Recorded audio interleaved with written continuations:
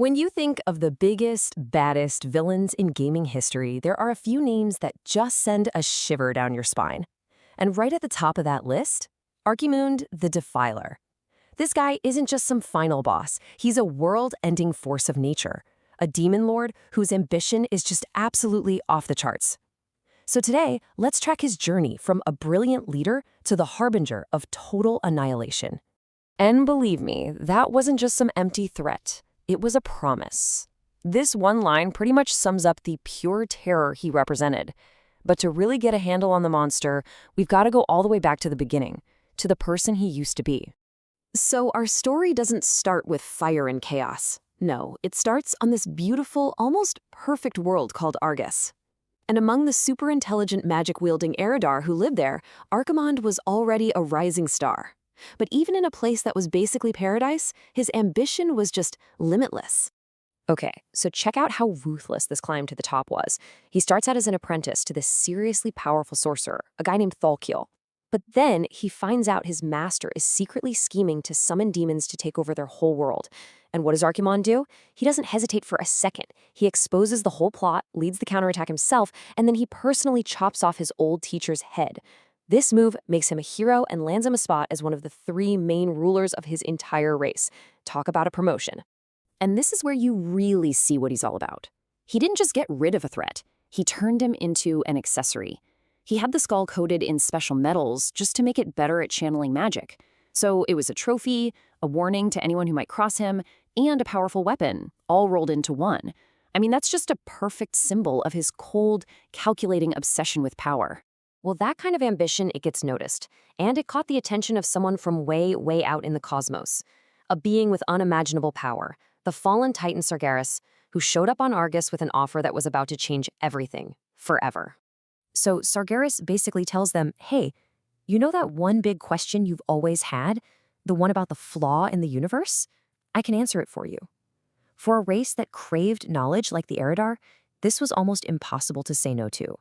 He offered them a top spot in his cosmic army, the Burning Legion, and basically the keys to the entire universe.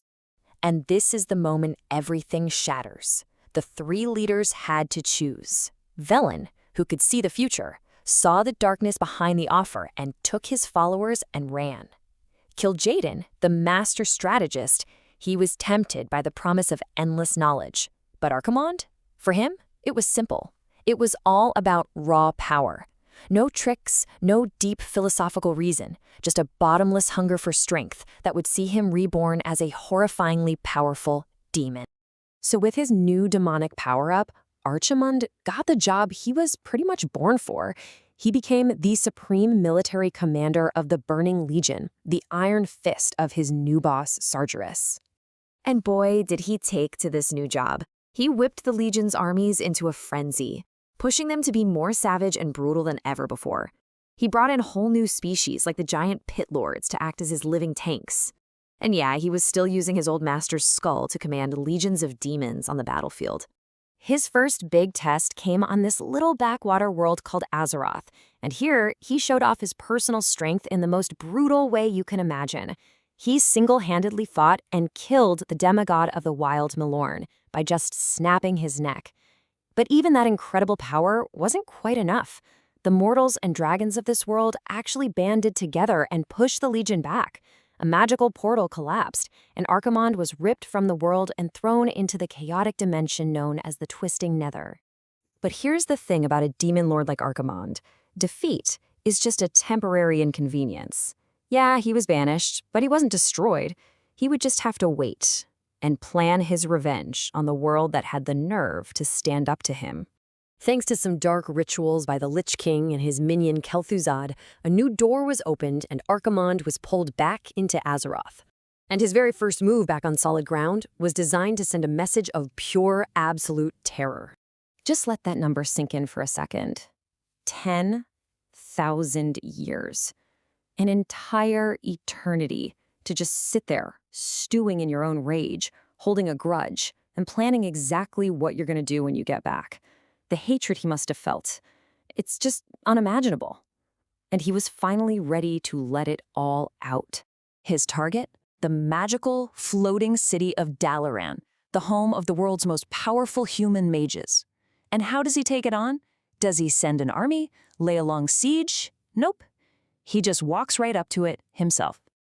And with those terrifying words, he begins a ritual. And in just a few moments, the entire city is just sand. It crumbles into dust.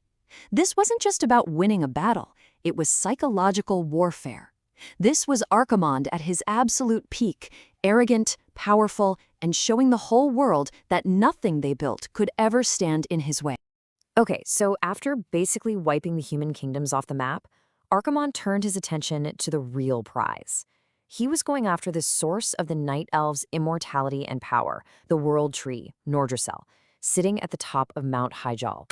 He completely steamrolled the combined armies of humans, orcs, and Night Elves that were trying to defend the mountain. You see, his goal wasn't just to destroy the world anymore. He wanted to absorb the tree's insane power and become a god himself, powerful enough to maybe even challenge his own master, Sargeras. He smashes through the last line of defense and starts climbing the tree. Victory was literally in his grasp. As he's climbing, getting bigger and more powerful with every step, he's totally ignoring these tiny, harmless-looking little lights that are gathering all around the base of the tree. And this one moment of pure arrogance, it was gonna be his downfall. The druid Malfurion Stormrage plays his final card. He blows this ancient mystical horn and he calls out to the spirits of the forest for help, and they answer. Thousands and thousands of these little spirits, these wisps, they all come. They swarm the demon lord as he's climbing, and right as he reaches out to claim his prize, they all detonate at once in one gigantic, blinding flash of pure natural energy.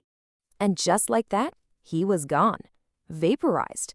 All that power, all that ambition, undone not by some grand army or a powerful hero, but by the collected spirit of nature itself, the very life force that he thought was beneath him. You got to admit, it's a pretty fitting end for a guy called the Defiler. But as you've probably guessed by now, with these cosmic-level threats, the end is rarely the end. For a being whose soul is tied to another dimension, death in our world is really just a setback. Yeah, thanks to some weird timeline shenanigans, Archimonde pops up again. This time he's leading the Legion's invasion on an alternate version of the world of Draenor. And once again, he finds himself up against a united army of heroes who are determined to stop their world and every other world from being turned to ash. So you might be asking, how does he keep coming back? It all comes down to a place called the Twisting Nether. The easiest way to think about it is like this. Our physical reality is like a plant you can see above the ground. But the nether is the root system, spreading out invisibly beneath everything. You can cut down the plants, but if you don't destroy the root itself, it's just going to grow back, sooner or later. Now, while his plans on Draenor were stopped, this whole cosmic rulebook leaves us with a pretty haunting question. The Burning Legion operates across all realities, and a soul that's anchored to infinity itself, well, that's a threat that might never truly be gone. It's a terrifying reminder that some evils aren't just defeated once. They have to be watched, and they have to be fought. Forever.